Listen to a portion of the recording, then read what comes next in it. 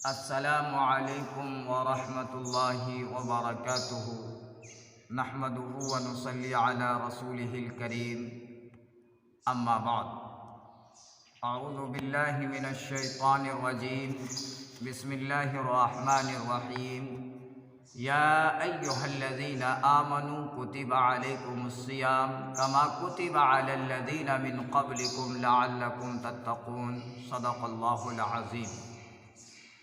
محترم سامعین کرام، میرے عزیز دوستو، رمضان المبارک کی فضیلت و برکات اور اسلام میں روزے کی اہمیت و صدقات سے ہم اور آپ بخوبی واقف ہیں، لیکن اسلام کے پیروکاروں پر امر بالمعروف اور نہی عن المنکر کی جو ذمہ داری ہے، اسی کی پیش نظر میں آپ حضرات کے سامنے حاضر ہو گیا ہوں۔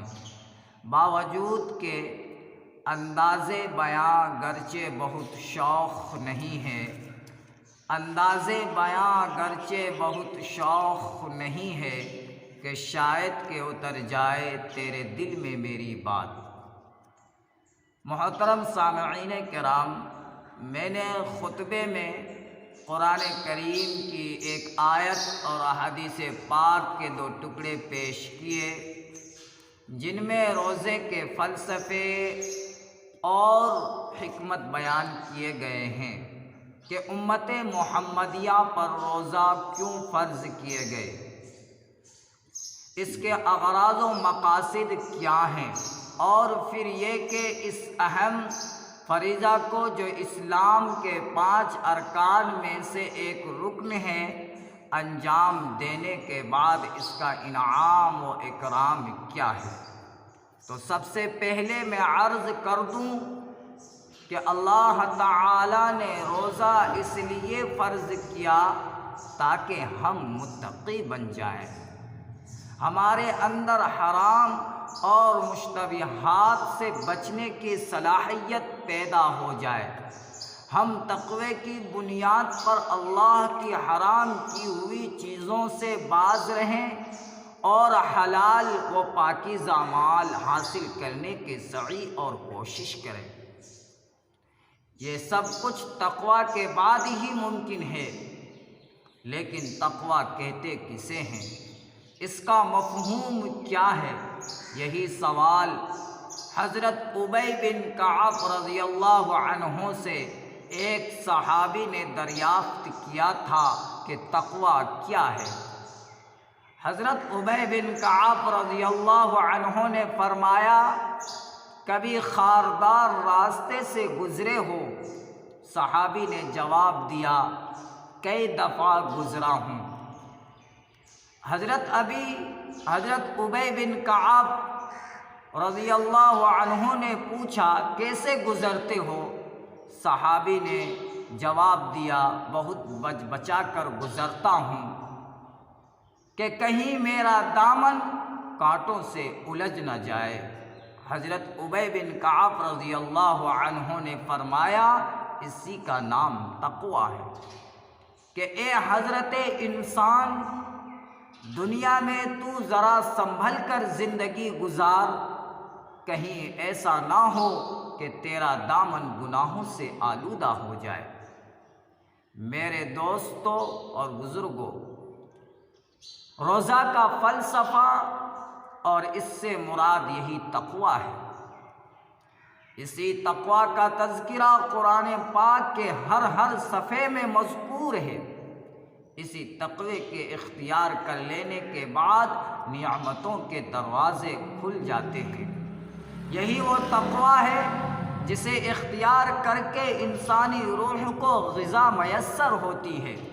یہی وہ تقوی ہے جس کی حد متعین نہیں ہے، بلکہ فاتقوا اللہ ما استطعتم کے ذریعے اعلان کر دیا گیا کہ اپنی استطاعت کے باقدر تقوی اختیار کرو۔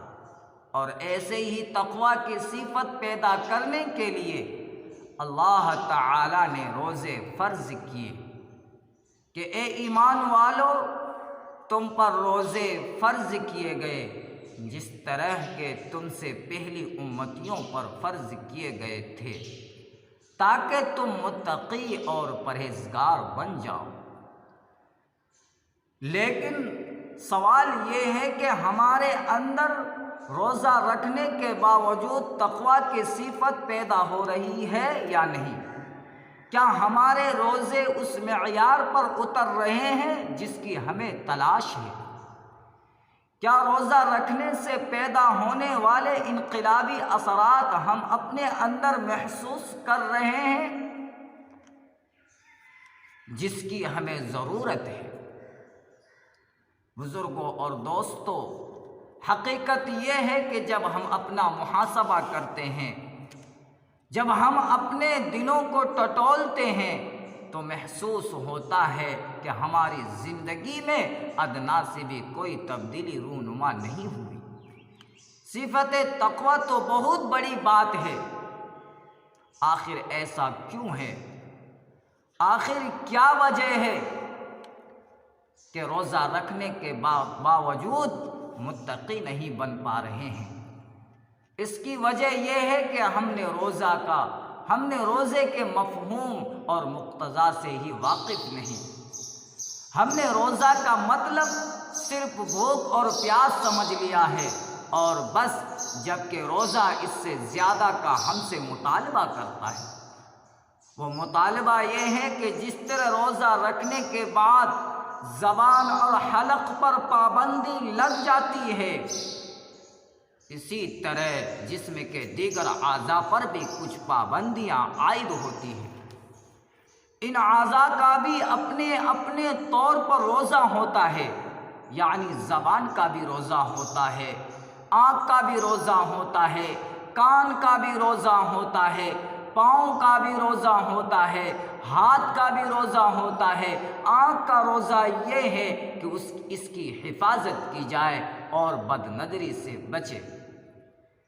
کان کا روزہ یہ ہے کہ دوسروں کی غیبت اور چغل خوری نہ سنیں۔ پاؤں کا روزہ یہ ہے کہ وہ غلط جگہوں پر نہ پڑیں، اور ہاتھ کا روزہ یہ ہے کہ وہ کسی پر ظلم نہ کریں، کسی کی کوئی چیز نہ اٹھائیں، غرض کہ ایک روزہ رکھنے والا انسان پورے کا پورا سر سے لے کر پاؤں کا روزے دار ہوتا ہے۔ دوستو، روزے کا کمال اور روزے کی صفت تقویٰ اسی وقت ہمارے اندر پیدا ہو سکتی ہے جب ہمارے ساتھ ہمارے جسم کے تمام اعضاء بھی روزے دار ہوں۔ ہم متقی و پرہیزگار اسی وقت بن سکتے ہیں جب ہم ان حدود و قیود اور مقتضا کی رعایت کریں گے۔ صرف بھوکا اور پیاسا رہنے کا نام روزہ نہیں ہے۔ حدیث پاک میں آتا ہے، یعنی بہت سے روزے دار ایسے ہیں جنہیں سوائے بھوک اور پیاس کے کچھ بھی نہیں ملتا، اور کتنے ہی ایسے ہیں جنہیں سوائے جاگنے کے کچھ نہیں ملتا۔ دوستو، انہی چند باتوں کے ساتھ میں اپنی بات کو ختم کرتا ہوں۔ حیات باقی، ملاقات باقی، انشاءاللہ تعالی۔ السلام علیکم ورحمۃ اللہ وبرکاتہ۔